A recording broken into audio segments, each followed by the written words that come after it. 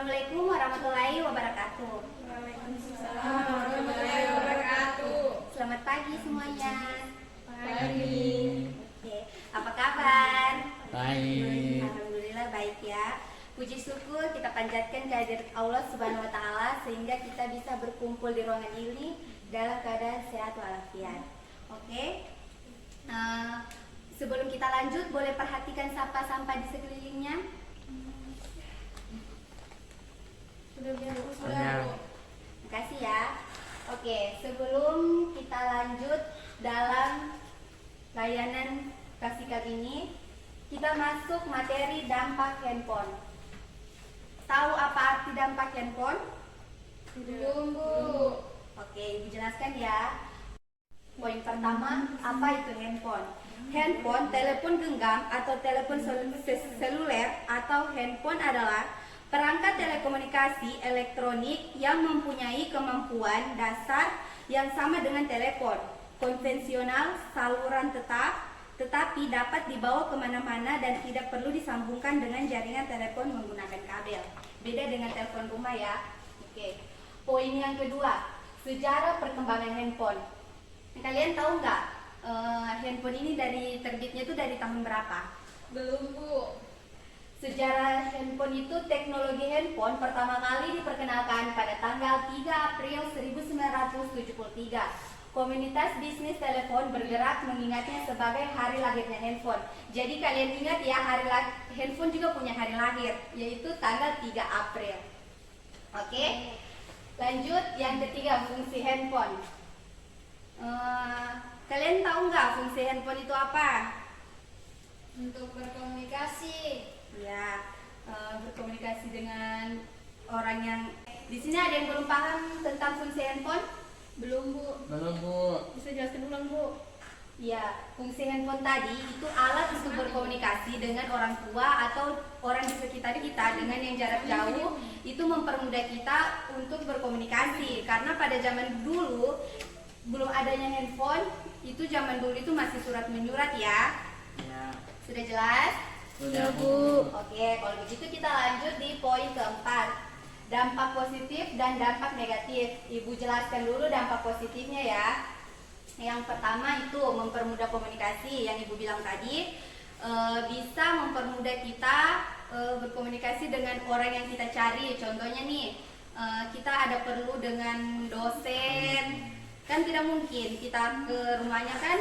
Jadi mungkin sebelum ke rumahnya kita harus berkomunikasi dahulu walaupun telepon atau SMS. Mengerti? Mengerti.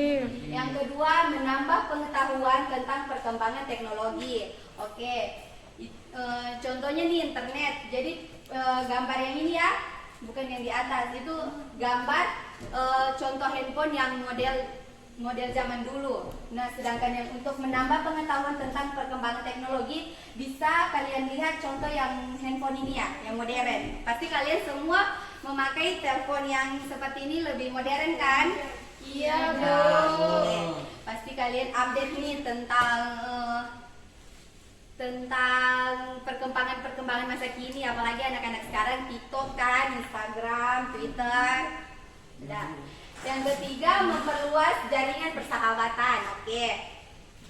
Kalian nih kalau dalam persahabatan pasti dalam kelas ini punya grup masing-masing, pasti ada grup WA tersendiri kan. Jadi mungkin kalian lebih akrab di situ daripada di grup kelas masing-masing. Mungkin supaya persahabatan kalian hanya bisa mungkin lebih terbuka lah buat persahabatan kalian di situ. Contohnya nih ajak-ajakan nongki, contohnya ya kan. Oke, kita masuk ke dampak negatif. Yang pertama, mengganggu perkembangan anak. Oke, yang selanjutnya Ibu jelaskan dampak negatif. Yang pertama, mengganggu perkembangan anak. Ya, zaman sekarang nih ibu-ibu pasti kalau anaknya rewel sudah langsung dikasih HP, nonton YouTube. Kan itu mengganggu perkembangan anak.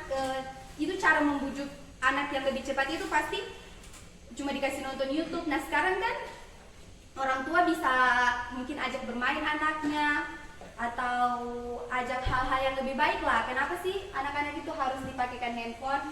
Yang kedua nih, efek radiasi dari handphone itu cukup parah ya, itu mengganggu mata, mengganggu otak, sel-sel kalian di mata itu tidak bagus. Dan yang ketiga, rawan terhadap tindak kejahatan. Nah, kalian pernah dapat tidak contoh seperti di SMS nih atau di telepon nomor yang tak dikenal, contohnya seperti mintakan duit, pernah kan? Pernah. Iya, itu rawan terhadap tindak kejahatan. Sudah jelas? Sudah. Atau ada yang ingin ditanyakan lagi seputar ini? Jelas, Bu. Oke. Yang kelima, cara pencegahan ya. Yang kelima, cara pencegahan tentang dampak negatif tentang handphone.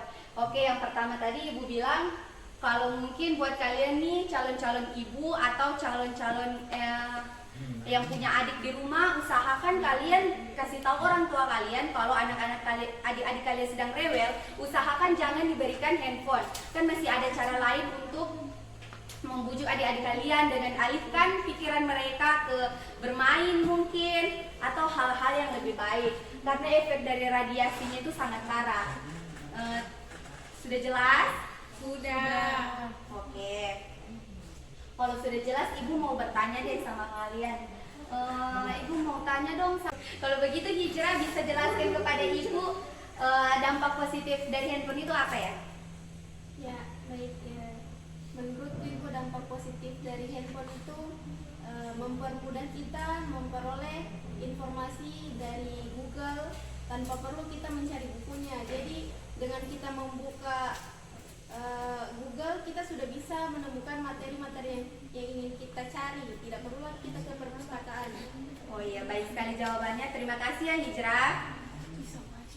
Oke, sekian mungkin materi dari Ibu, karena kalian sudah rasa jelas tentang dampak handphone ya? Dampak handphone ya? Iya, Bu. Ya, Bu.